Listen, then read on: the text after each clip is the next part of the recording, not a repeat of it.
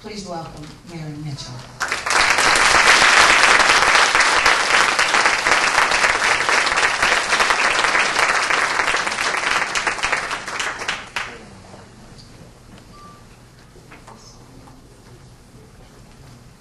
Thank you so much. You're not going to make me get up there. Appreciate that. So I am so honored to be here tonight, and I'm so glad that we have an opportunity to discuss the issues that Tangled has presented. I often think, as a journalist, you know, I often feel guilty because when I'm in my office and I'm at my desk, all the stories of all the deaths and all the crime and all the horror of what's going on in our community comes across my desk.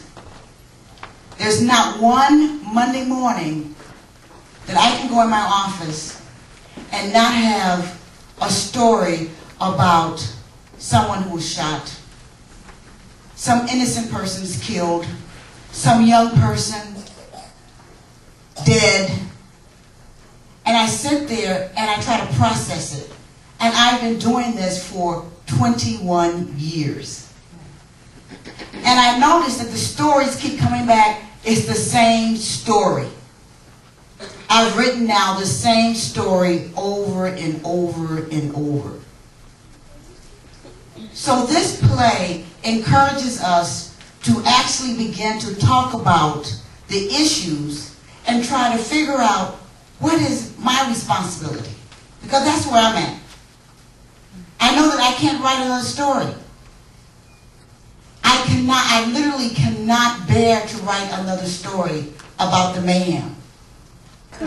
Good evening. There are a couple of things that I've been thinking about, and one of the things you mentioned, you touched upon, it's all of the things that you touched upon. So it's not an easy solution to the problem. Right. It's an extremely difficult situation to the problem.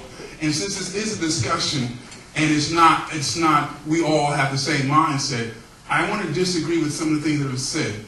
We said, this young lady said, the problem, we don't know the problem. Yes, we do know the problems.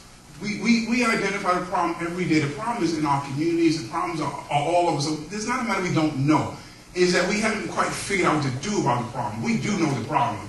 And something else, yes, we young people, and I'm not a parent, but I'm also taking responsibility. So it's not just parents. It's those who are part of the community that are responsible for the community. And the thing that's missing, someone's missing, you mentioned it, Mr. Accountability, respect and accountability. At the same time, yes, love them, talk to them, treat them, but at the same time, we must hold each other and them accountable for their actions.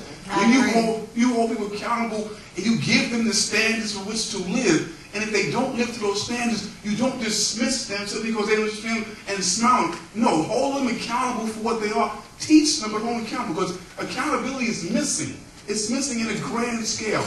Yes, I'm the community, I love the community, but at the same time, I want to be tough on that same community because I want that community to get better. So I want to hold them accountable for their actions.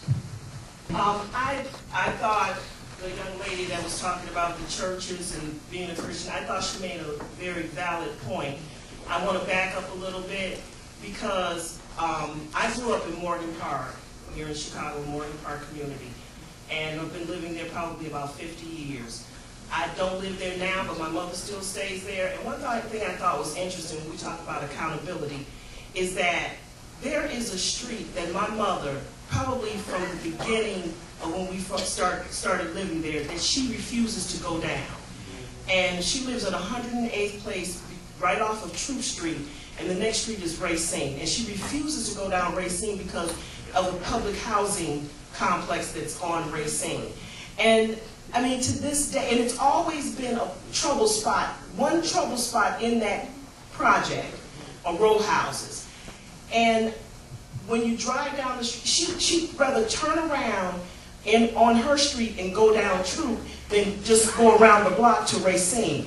And I think that that's a lot of, I told my mother when I was over there a couple of weeks ago, I have a dog and I was walking the dog, and she didn't even want to go that way to walk the dog. And I think that's very important because I say we need, when she said go out like the Jehovah's Witness, some of us just need to get out of our cars and just walk these streets.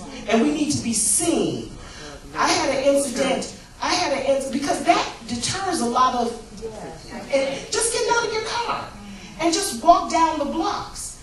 And I had an incident in a park that I live in now that I walk my dog all the time. My mother's always like being afraid. Well, don't walk the dog, you know, be careful when you walk the dog. And I'm just not going to walk in fear. And I think a lot of us are afraid to walk in our own block. Get out of the car. Well, I'm feeling it.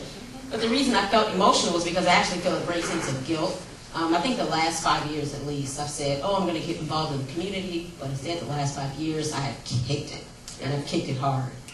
So the pledge I'm willing to make is, you know, not to bury my head in the sand and enjoy my life and get involved in the community. And so that was my idea. Like, let's, you know, those that can and are willing to make a pledge today to do something different, whether it's walking the streets or get involved in some. Walk the streets.